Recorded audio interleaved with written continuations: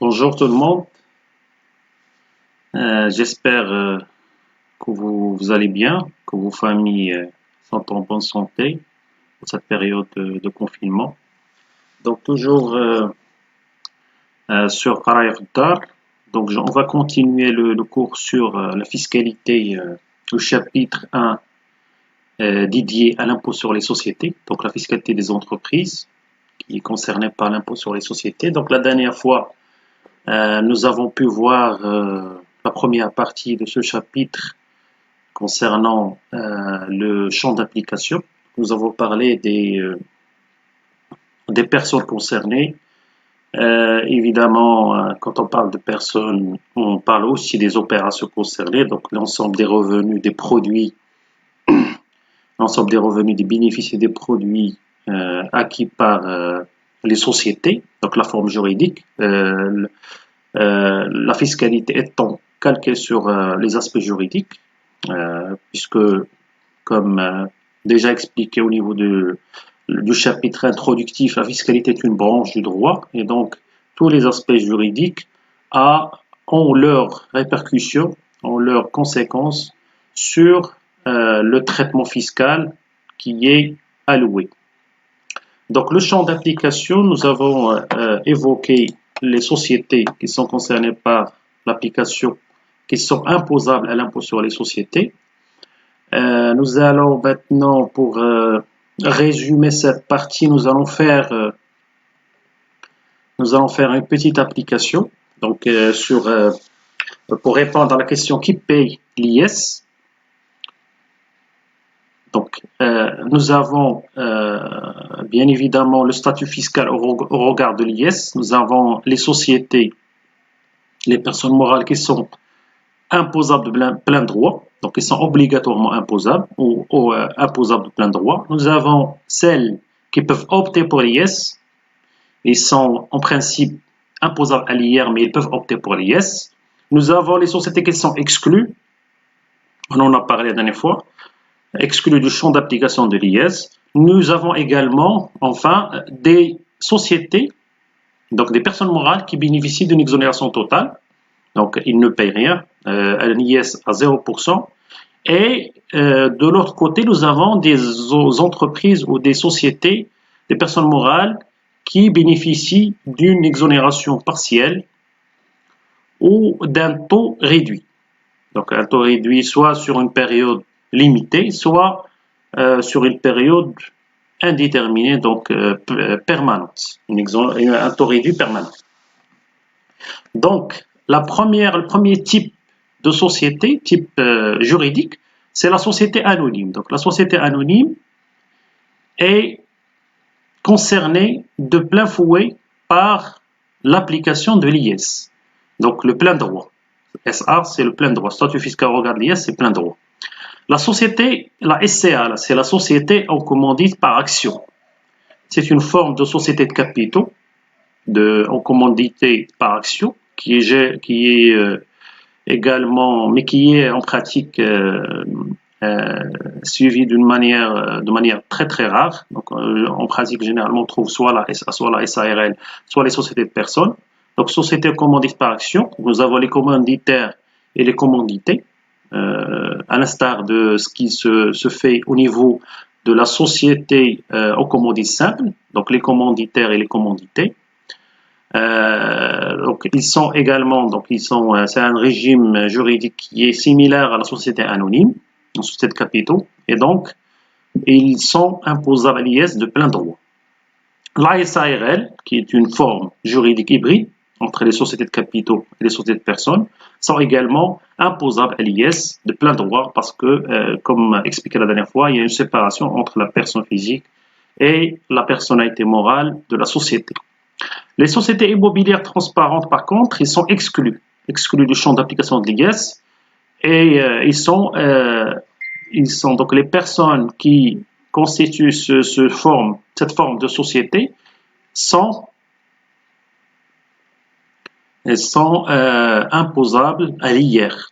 Donc les sociétés immobilières transparentes, c'est des associations de personnes qui s'associent pour réaliser un projet pour les propres besoins des adhérents et des membres de la société. Donc, construisent, par exemple, ils achètent un terrain, ils construisent un immeuble qu'ils se partagent, soit pour l'utiliser à titre. Donc, chacun utilise sa partie pour ses besoins personnels, pour y habiter ou pour l'exploiter pour ses propres besoins. Et donc, chacun est imposable en ce qui le concerne à l'IR. Donc, en ce qui le concerne par rapport à ses revenus à l'IR. La SARL associée unique, donc le même régime juridique que la SARL, qu'il soit associé unique ou à plusieurs associés, donc plein de droits IS. Nous avons les établissements publics à caractère commercial, donc du moment qu'ils ont une activité commerciale à but lucratif et donc le traitement fiscal, donc ils sont en vertu du principe d'égalité devant l'impôt, ils sont également imposables à l'IS de plein droit. Les sociétés coopératives, pour les sociétés coopératives, il y a deux cas de figure. Donc, il y a les sociétés coopératives qui réalisent un chiffre d'affaires égal ou supérieur à 10 millions de dirhams. Égal ou supérieur à 10 millions de dirhams, ils sont imposables de plein droit à l'IS. Par contre, les sociétés coopératives qui réalisent moins de 10 millions de chiffre d'affaires annuel, ils sont exonérés de façon totale et de façon permanente également. L'union des coopératives également, le même régime, donc plein de droits si le chiffre d'affaires est égal ou supérieur à 10 millions de dirhams et exonération totale et permanente si le chiffre d'affaires est en deçà de 10 millions de dirhams. Les sociétés civiles, donc on a dit au début, quand on a parlé du champ d'application, on a dit que les sociétés, quel que soit leur objet, qu'ils soient civils ou commerciaux, ils sont obligatoirement imposables à l'IS et donc les sociétés civiles aussi sont imposables à l'IS, qu'ils soient à objet immobilier ou ayant un autre objet que l'objet immobilier. La société en nom collectif, donc société en nom collectif, on a également deux cas de figure. Il y a les sociétés en nom collectif dont, bien évidemment, les associés sont des personnes physiques, puisque autrement, si on a un seul associé qui est une personne morale, on sortira du champ d'application de l'IR pour intégrer le champ d'application de l'IS. Et donc, ils sont en principe, ils sont exclus du champ d'application de l'IS, mais ils peuvent opter. La loi fiscale, donc le Code général des impôts, le législateur fiscal a donné la possibilité aux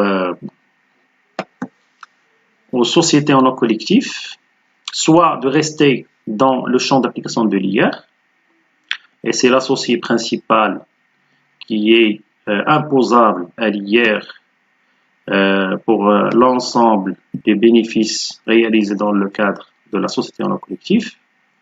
Sinon, ils peuvent opter pour l'IS, donc ils peuvent opter soit au moment de la création de la société, soit en début d'année. Donc, ils ont jusqu'à donc en cours d'exploitation, ils peuvent également opter pour l'IS. Donc, ils ont 4 mois, donc jusqu'à fin avril. Donc, à partir de la clôture dernier exercice, donc ils ont 4 mois, un délai de 4 mois pour opter, pour exprimer leur choix pour l'IS. Pardon. La société en commandite simple, la SCS, également le même régime que la SNC. La société en participation également, donc exclue, mais ils peuvent opter pour l'IS. La société de fait, elle est exclue du champ d'application de l'IS puisque c'est une société qui est une forme spéciale de société, société de personnes, et donc elle est exclue du champ d'application de l'IS, et chaque membre ou chaque associé au niveau de la société de fait, qui est juridiquement et légalement soumise à un formalisme juridique très léger, donc ils ne sont pas obligés de s'immatriculer au niveau du registre de commerce, de faire la publicité légale, et tous les actes réalisés dans le cadre de cette société engagent bien évidemment les associés de cette société, et chaque associé impose son revenu sur sa déclaration du revenu global à l'IR. La société d'assurance, bien évidemment, c'est une société qui est imposable de plein droit à l'IS. Les sociétés artisanales récemment créées, donc ils bénéficient d'un taux réduit pendant les 5 premières années, et à partir de la 6e année, ils tombent dans le régime de droit commun, et donc ils deviennent obligatoirement imposables à l'IS au taux du droit commun. La Fondation Mohammed V de solidarité étant une association à but non lucratif, donc il bénéficie de l'exonération totale au titre de ses activités à but non lucratif. L'OCP, donc l'Office chérifien des phosphates, plein droit, bien évidemment, c'est un office, c'est un organisme public, mais son activité étant commerciale, ayant un but lucratif, le gain, donc réaliser des profits, c'est un organisme qui est imposable à l'IS. Les établissements de crédit, les banques, les établissements de crédit, les sociétés de financement, les banques, les sociétés de crédit, etc. sont imposables à l'IS de plein droit. Les établissements d'enseignement récemment créés, donc les établissements d'enseignement récemment créés, ils ont le même traitement que les sociétés artisanales et donc ils ont un taux réduit pendant les 5 premières années de 17,5% maximum. Et à partir de la 6e année, ils sont imposables au taux du barème normal de l'IS. Association au but non lucratif, donc le but étant n'est pas de réaliser des profits, donc exonération totale et permanente. Les communes urbaines, ce sont des organismes publics, ils sont exclus du champ d'application de l'IS puisqu'ils ont un objet, une activité d'intérêt général qui est de servir les citoyens et n'ayant pas d'activité à but lucratif. Banque Maghreb étant l'institution tutelle de toutes les banques, il est imposable à l'IS de plein droit. Donc ils ont même un taux, ils sont imposables à un taux plus élevé que le taux normal, 37,5%, au même titre que les banques et les établissements de crédit et les sociétés d'assurance. Les sociétés étrangères opérant au Maroc, donc au niveau, donc comme expliqué au niveau du commencement de ce chapitre, donc nous avons dit que les sociétés, quel que soit le lieu de situation de leur siège, qu'ils soient au Maroc ou à l'étranger, ils sont imposables pour les activités réalisées au Maroc. Bien évidemment, sous réserve de l'application des conventions fiscales de non-double imposition. La Bourse des valeurs de Casablanca étant une entité ayant pour activité de réaliser des profits, donc il facture des commissions et perçoit des revenus au titre de son activité, et bien évidemment, ils sont imposables à l'IS. La Caisse nationale de crédit agricole, c'est une banque, et donc ils sont imposables plein droit à l'IS. Agence urbaine pour les études, agence urbaine, c'est des établissements publics. Ils sont soumis à la tutelle du ministère de l'Intérieur, mais pour la partie commerciale, pour les études, ils réalisent des études pour les entreprises et pour les citoyens. Et donc, pour cette partie-là, ils sont imposables à l'IS. Par contre, pour l'autre activité qui est liée aux autorisations et aux activités d'intérêt général, ils ne sont pas imposables à l'IS.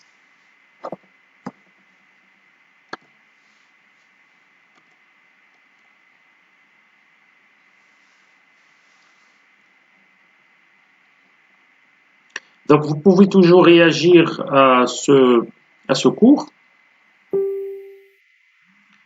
en formulant vos questions, posant vos questions sur la page Facebook de Qara Iftar. Et donc, à la fin de cette présentation, je vais réserver quelques minutes. Éventuellement, s'il y a des questions, on pourrait en parler. Deuxième partie de ce chapitre, donc partie très importante, qui est, donc après avoir défini le champ d'application, les personnes, les opérations et le territoire concerné, nous allons maintenant, excusez-moi, nous allons maintenant parler de la base imposable. Donc, quelle est la base imposable à l'IS? Ou ce qu'on appelle fiscalement, dans le langage fiscal, l'assiette, la matière imposable.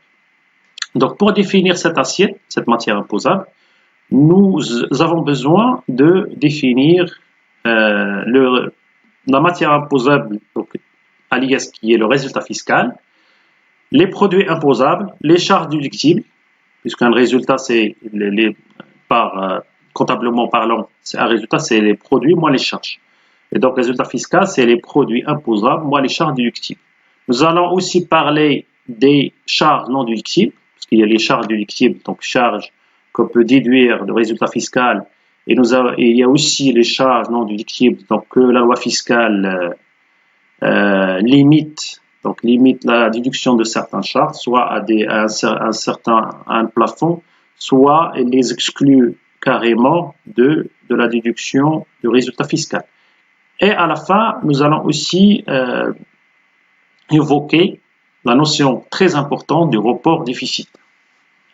Donc, comme vous le savez, le résultat comptable, il est égal au produit moins les charges. Donc, produit comptabilisé moins les charges comptabilisées.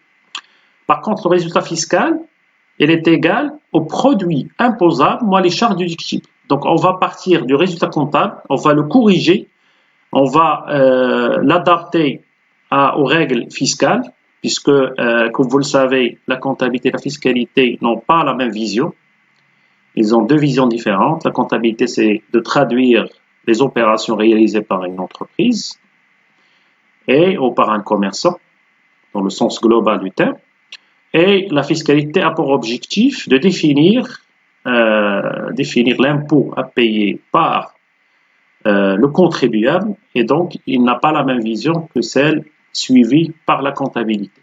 Donc la fiscalité impose certaines règles, certaines restrictions à la déduction des charges, et rarement, donc pour les produits, il y a très peu de cas où les produits deviennent non imposables. Par contre, les charges, il y a beaucoup de restrictions sur les charges pour limiter, pour augmenter et pour avoir un résultat maximum, et donc pour maximiser les recettes fiscales pour le trésor. Donc, vous voyez ici un schéma qui traduit la différence entre le résultat fiscal et le résultat comptable. C'est très important de savoir distinguer entre le résultat comptable et le résultat fiscal. Notre objectif pour la base imposable, c'est de commencer par le résultat comptable pour aller vers le calcul de résultat fiscal. Donc notre point de départ, c'est le résultat comptable, et notre point d'arrivée, c'est le résultat fiscal. Donc, résultat comptable, c'est bien évidemment, donc, à titre de rappel, c'est les produits comptabilisés moins les charges comptabilisées. Donc, on le calcule à travers le compte de produits charges, qui est le deuxième état financier prévu par la réglementation comptable, après le bilan. Le résultat fiscal, par contre, on a le résultat comptable, on corrige les charges en les réintégrant, c'est-à-dire les charges non déductibles, il faut les annuler et donc il faut les réintégrer, les rajouter, puisque le résultat comptable, c'est les produits moins les charges. Et donc, pour annuler des charges, il faut les réintégrer, les rajouter. Il faut les ajouter ou les rajouter. Et par contre, les produits, puisqu'ils sont dans le résultat comptable, donc pour exclure les produits qui ne sont pas imposables, il faut les déduire. Donc, pour les charges, on parle de réintégration, de manière générale, parce qu'il y a aussi d'autres cas où on peut parler aussi de réintégration de certains produits. Et nous avons aussi certains cas spécifiques où nous pouvons aussi évoquer la déduction des charges, la déduction de certaines charges pour pouvoir les intégrer au niveau de calcul du résultat fiscal. Donc, pour ne pas, pour que vous ne perdiez pas, donc généralement on parle pour les charges non déductibles, on parle de réintégration, donc il faut les rajouter pour les annuler. Et pour les produits, on parle de déduction. Il faut les déduire, les déduire pour ne pas les imposer, parce que la loi fiscale, le Code général des impôts, prévoit leur exclusion de la taxation.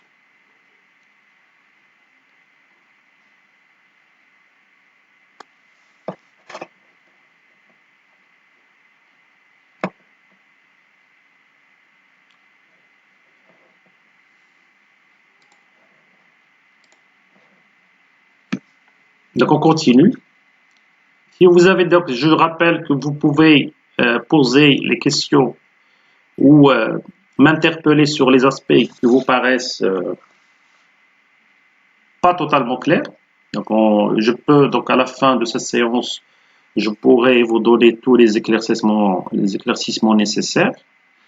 Bien évidemment, vous pouvez aussi réagir par rapport au contenu de cette présentation de manière générale et par rapport au point à éventuellement qui devrait être réintégré ou clarifié davantage sur cette présentation.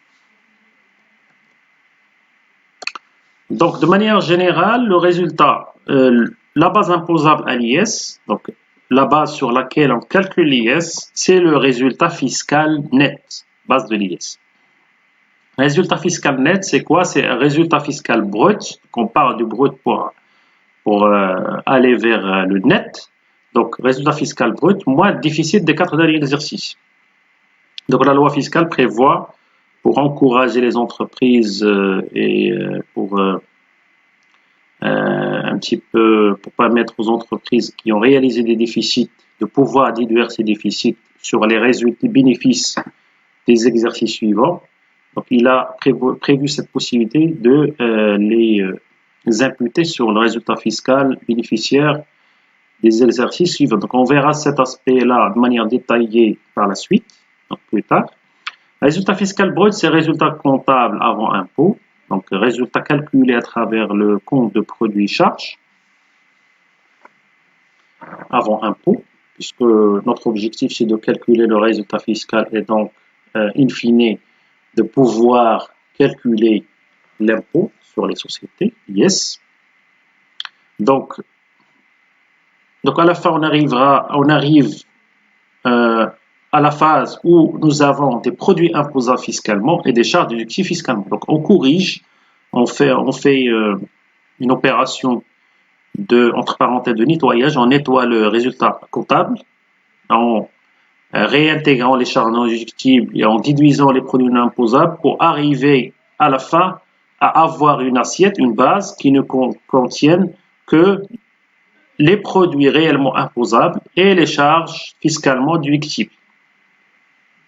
Donc, ce que vous voyez ici sur la diapo, donc la formule que vous avez, on peut imaginer ou entrevoir le résultat fiscal net de plusieurs manières, soit à travers le résultat comptable avant impôt, donc réintégrer les charges plus les réintégrations moins les déductions, soit à travers les produits et les charges. Donc on prendra tous les produits, on prendra toutes les charges et on va déduire les produits non imposables pour n'avoir à la fin que les produits réellement imposables. Et on va aussi nettoyer et corriger les charges pour avoir in fine que les charges déductibles fiscalement. Donc par rapport aux produits imposables, donc maintenant, puisque nous avons sur la formule, nous avons dit que le résultat fiscal base de l'IS, c'est le résultat comptable moins déduction plus réintégration, égale également produit imposable moins les charges déductibles. Nous allons maintenant parler des produits imposables. Donc, ce qu'il faut savoir, c'est que la loi fiscale a prévu la taxation de tous les produits réalisés par une société. Tous les produits réalisés par une société, qu'ils soient d'exploitation, les produits financiers et les produits non courants. Donc, tous les produits sont imposables à l'IS. Donc, en matière de produits, on a très peu de travail à faire pour arriver à avoir les produits imposables. Donc, ce qu'il faut savoir, c'est que, donc, premièrement, tous les produits sont concernés, sont imposables. Et deuxièmement, la loi fiscale a prévu la déduction, donc, de manière générale, parce qu'il y a d'autres détails, d'autres cas spécifiques. Donc, nous n'aurons pas le temps d'en parler, mais cela concerne la fiscalité approfondie, donc, de certains produits et certains produits qui peuvent être aussi déduits pour les exclure de la base imposable AIS. Mais donc je vous propose de nous contenter uniquement de la correction liée aux dividendes et autres produits de participation. Donc il faut exclure, il faut déduire produits. Quand on parle de produits, on parle de déduction, et il faut déduire les dividendes. Il faut déduire les dividendes et les autres produits de participation, parce qu'ils bénéficient d'un abattement 100%. Pourquoi? La raison pour laquelle ils bénéficient de cet abattement, parce que ces dividendes ont déjà supporté l'IS au niveau de la société qui les a distribués. Donc ici, nous avons une société pour laquelle nous devrons calculer le résultat fiscal et partant l'IS. En cours d'année, en cours d'exercice, fiscalement on parle d'exercice, on ne parle pas d'année, l'exercice qui peut être soit un exercice normal, soit un exercice sur deux années, et donc on parle d'un exercice à cheval. Pardon. Donc, comme je l'ai dit, la raison pour laquelle on a exclu ces dividendes de l'imposition à l'IS, c'est parce que ces dividendes ont déjà supporté l'IS au niveau de la société qui les a distribués. Donc, pour éviter la double imposition, c'est pas logique, et même c'est un principe fiscal qui est immuable, c'est le fait que un même revenu ne peut pas supporter le même type d'impôt deux fois ou doublement.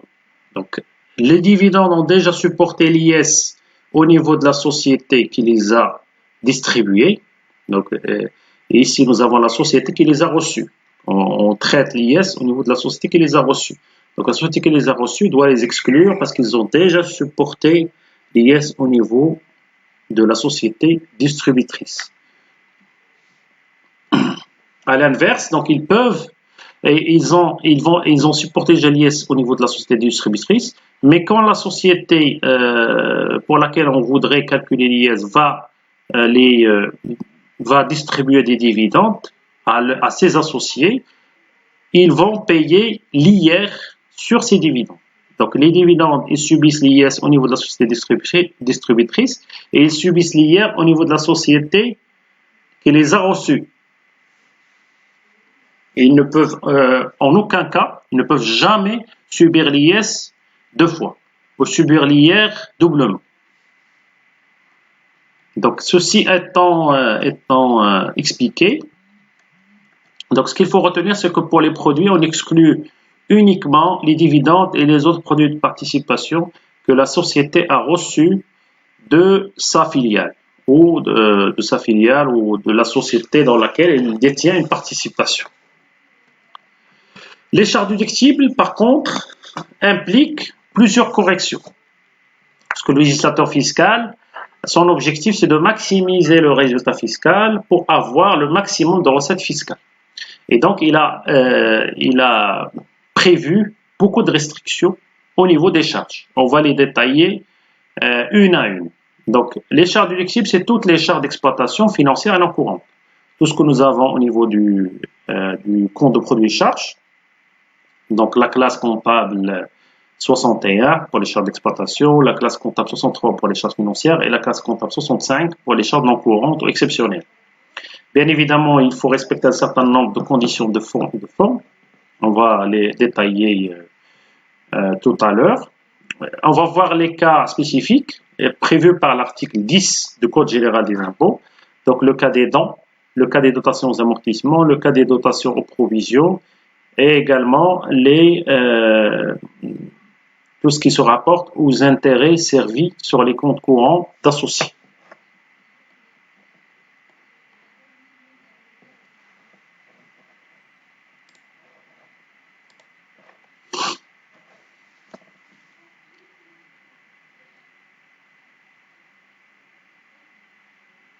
Donc, les charges déductibles, c'est toutes les charges moins les charges non déductibles. Donc, toutes les charges qui respectent des conditions de fond et de forme qu'on va expliquer tout de suite.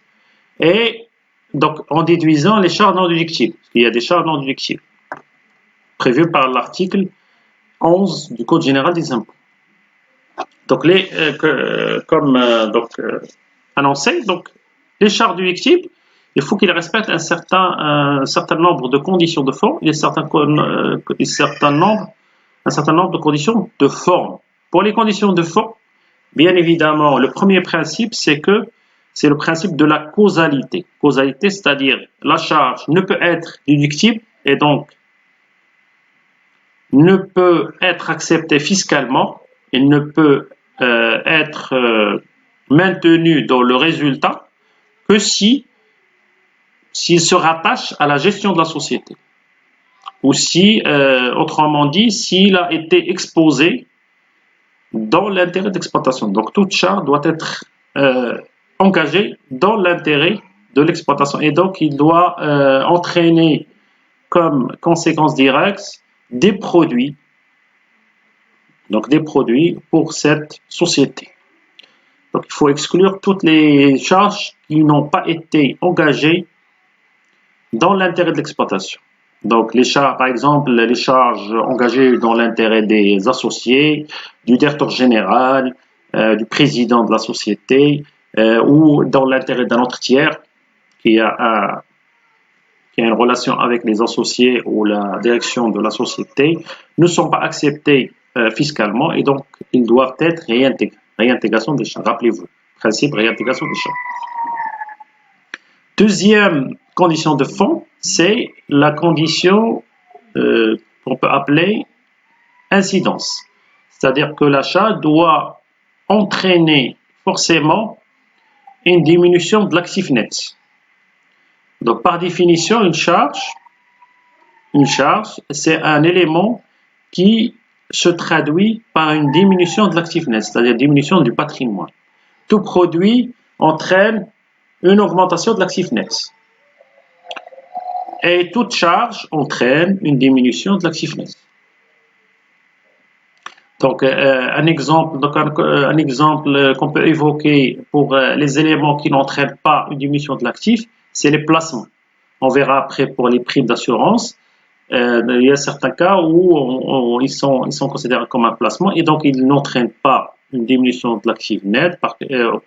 Au contraire, ils augmentent les immobilisations et donc ils augmentent le patrimoine de la société.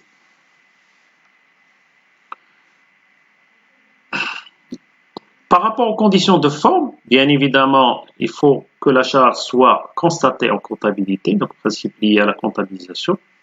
Donc une charge qui n'est pas comptabilisée ne peut pas être déduite fiscalement ou de manière extra-comptable. C'est le cas par exemple des amortissements, on va évoquer tout à l'heure le cas des amortissements. Les amortissements qui ne sont pas comptabilisés ne peuvent pas être déduites de manière extra-comptable au niveau du tableau de passage du résultat comptable au résultat fiscal. Il faut que la charge soit rattachée à l'exercice concerné, donc principe de rattachement, séparation des exercices, de cut-off, qui est un principe important, principe comptable important. Donc la fiscalité puise ses règles de la comptabilité tout en ajoutant une touche qui lui est propre. Correspondre à une dépense effective et être appuyé de pièces justificatives probantes ou réalité, il faut que la dépense soit effective, c'est-à-dire réelle, pas une dépense fictive, et matérialisée, justifiée par une pièce probante, une pièce justificative probante, une facture ou une pièce justificative probante qui respecte toutes les règles prévues par la réglementation fiscale en vigueur. Donc, une facture, il doit indiquer bien évidemment la date, le client, le fournisseur, les mentions légales du client et aujourd'hui aussi l'ICE du client et du fournisseur, les mentions légales liées à l'identifiant fiscal, la taxe professionnelle, le registre de commerce, la CNSS, la quantité, le prix unitaire, le montant hors taxe, le montant TVA et le montant TTC, évidemment. Nous avons donc pour le principe de rattachement des charges à l'exercice, nous avons des situations de figure qu'on peut retrouver en pratique, on retrouve généralement en pratique. Donc vous avez le premier cas, c'est les charges engagées et payées au cours de l'exercice. Engagées et payées. En matière comptable, le principe, c'est l'engagement. Le fait générateur de la comptabilisation d'une charge est l'engagement et non pas le paiement. Le paiement, on n'est pas dans une comptabilité de caisse, on est dans une comptabilité d'engagement. Quand vous engagez une charge, vous la passez. Quand bien même vous n'avez pas la facture ou la pièce justificative, vous l'attendez, vous pouvez, comptablement parlant, vous pouvez passer la charge, la comptabiliser en charge, en contrepartie du compte de fournisseur facture non parvenu. Donc, rappelez-vous bien, ce qu'il faut retenir, c'est que matière comptable, matière fiscale, le principe général, c'est l'engagement de la charge. La charge est déductible au niveau de l'exercice de son engagement et non pas au niveau de l'exercice de son paiement.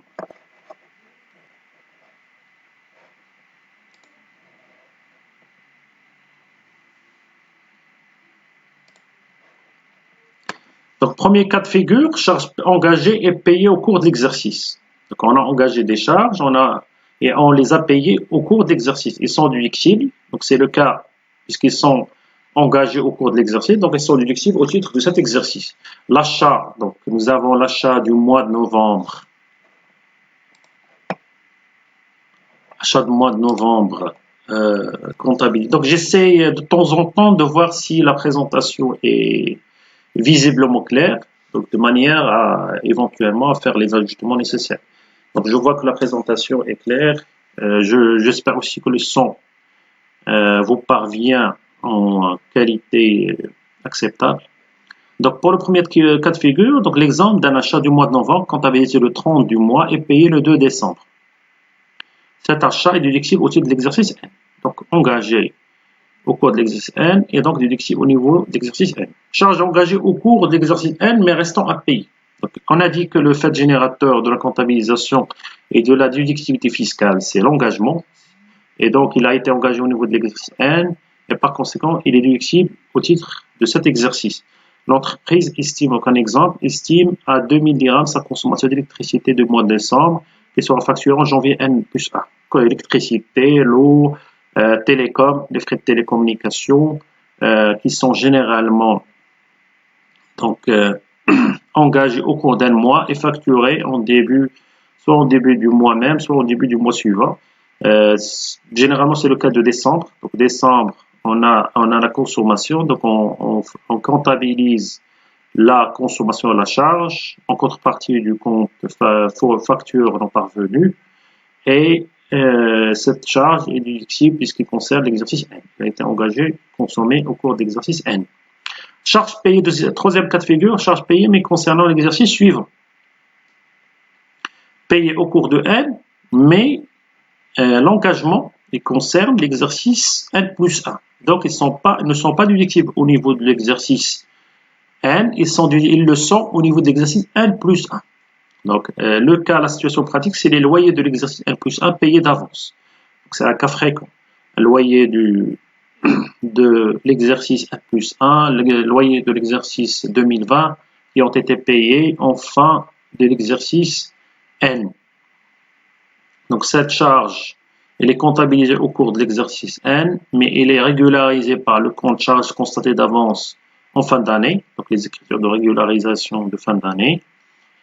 Et donc, cette charge n'est pas déductible au cours de N, mais elle est au niveau de l'exercice N plus 1. Les charges, quatrième cas de figure, les charges engagées concernant les exercices ultérieurs, charges à répartir, c'est des charges immobilisées.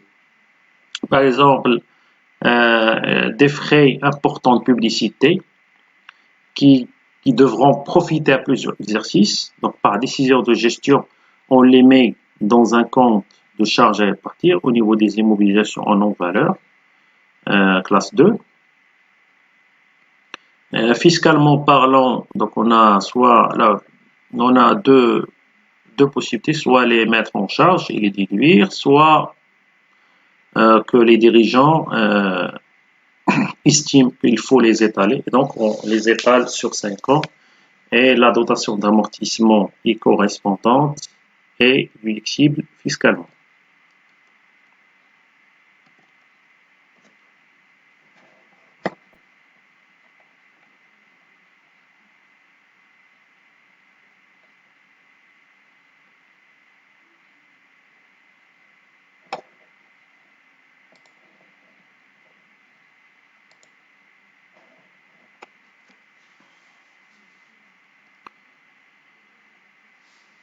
Ensuite, donc on va continuer.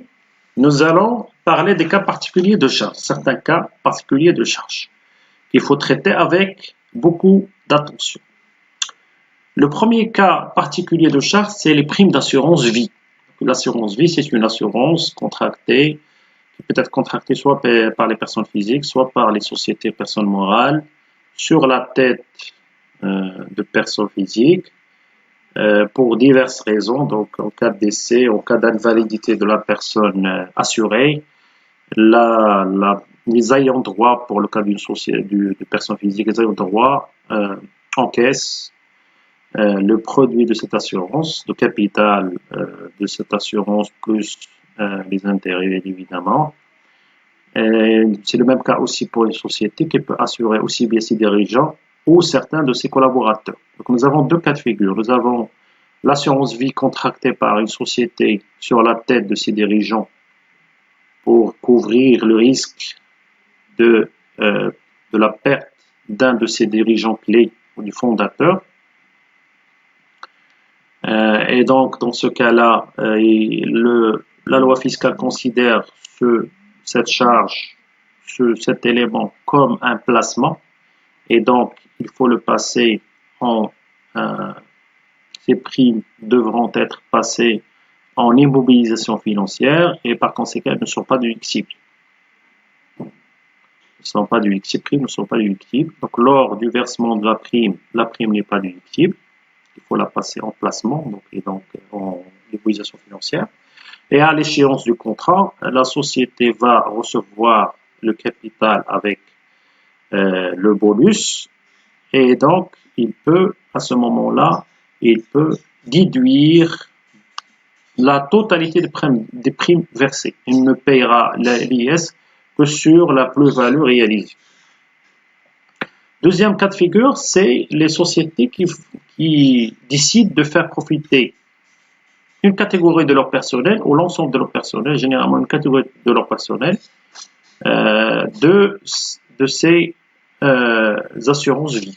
Donc c'est considéré comme un complément de salaire, donc un bonus, un avantage en nature qui est accordé par cette société à certains de ses collaborateurs. Et dans ce cas-là, donc complément de salaire, les salaires sont, du moment que les salaires sont déductibles, et donc ces primes sont déductibles pour le calcul de l'IS. Donc le tableau vous explique les deux cas de figure lors du versement de la prime et à l'échéance du contrat. Ce qu'il faut donc retenir, c'est que quand le contrat concerne les dirigeants, c'est considéré comme un placement et donc la prime n'est pas déductible, il faut la réintégrer. Et à l'échéance du contrat ou au décès de l'assuré, en pratique, on retrouve aussi des contrats d'assurance vie avec une échéance. Donc, si le dirigeant dépasse un certain âge, donc le capital, la compagnie d'assurance va verser un capital avec le bonus à la société. Et le deuxième cas de figure, quand cette assurance est dédiée aux collaborateurs, donc c'est considéré comme un complément de salaire, donc déductible lors du versement et au moment de l'encaissement du capital par la société ou par les collaborateurs. Donc le produit de cette assurance sera à ce moment-là, de manière logique, sera imposable à l'impôt.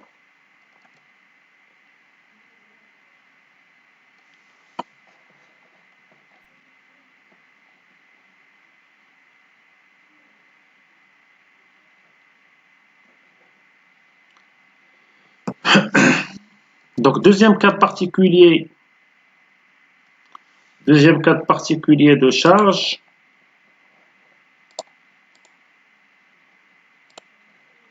Deuxième cas particulier de charge, c'est les provisions. Les provisions, généralement, font l'objet de beaucoup de débats, beaucoup de litiges entre l'administration fiscale et les sociétés, les contribuables de manière générale, les entreprises de manière générale. Donc, les provisions, ils sont soumis à des conditions strictes de fond et à des conditions également strictes de forme. Donc, une provision, généralement, elle couvre soit une dépréciation, soit un risque ou une charge déductible. Donc, il faut que la matière ou l'objet de cette provision soit déductible pour que la provision soit déductible. Il faut qu'il se couvre une dépréciation, un risque ou une charge déductible.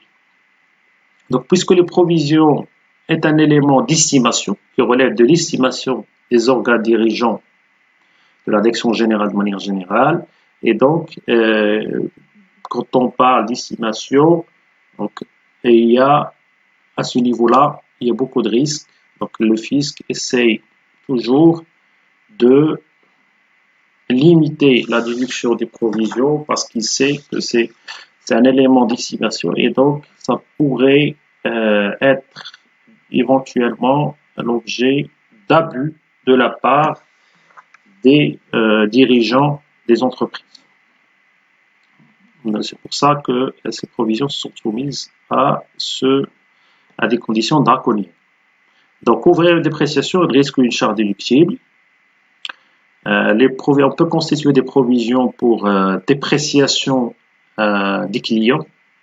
On peut constituer des provisions pour dépréciation en estimant le risque, donc à la fin d'année, ou entre la fin d'année, la clôture de l'exercice et la date d'arrêté des états financiers.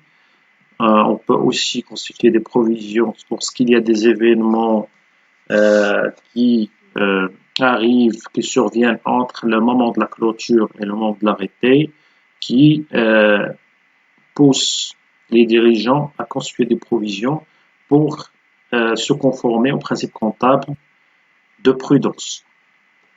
Donc, dépréciation, client, stock, dépréciation, déplacement aussi, des titres de participation. Bien évidemment, il faut argumenter et justifier cette dépréciation par rapport aux événements que la société subit.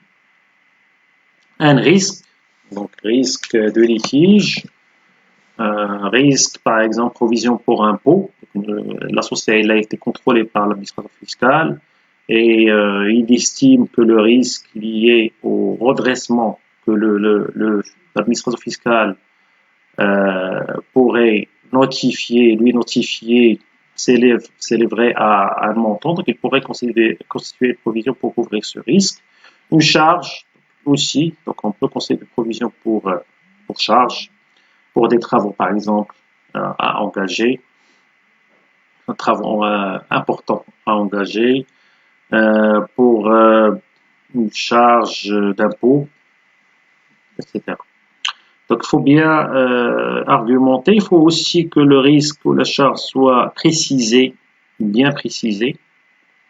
On ne peut pas constituer une provision de manière forfaitaire. Il faut bien, donc pour les clients par exemple, il faut avoir un dossier par client, dossier bien argumenté avec toutes les lettres de mise en demeure et toute la procédure engagée pour recouvrer ses créances.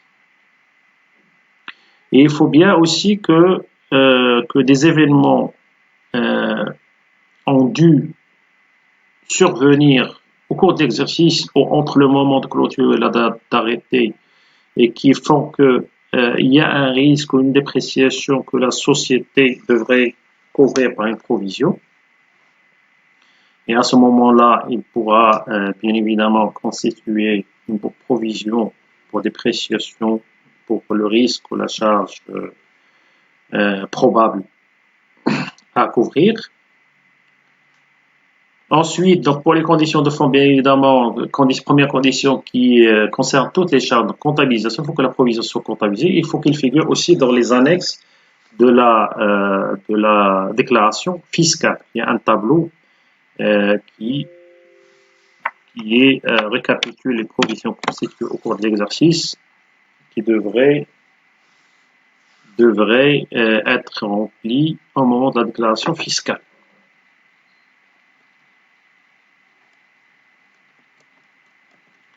Donc, je vais me limiter à ça. Donc, je ne sais pas s'il y a des questions sur la partie ou des commentaires à traiter. Donc, bon, bonjour. Bonjour. Merci. Donc, il n'y a pas de questions pour le moment. Donc, n'hésitez pas. Donc, je continuerai à consulter la page dédiée à cette présentation. N'hésitez pas à poser toutes vos questions, m'interpeller sur tous les aspects qui vous paraissent importants à clarifier. Et je vous donne rendez-vous la semaine prochaine pour un autre troisième séance. Donc, on va essayer de terminer la partie du cours liée à l'IS. Et bien évidemment, nous aurons aussi l'occasion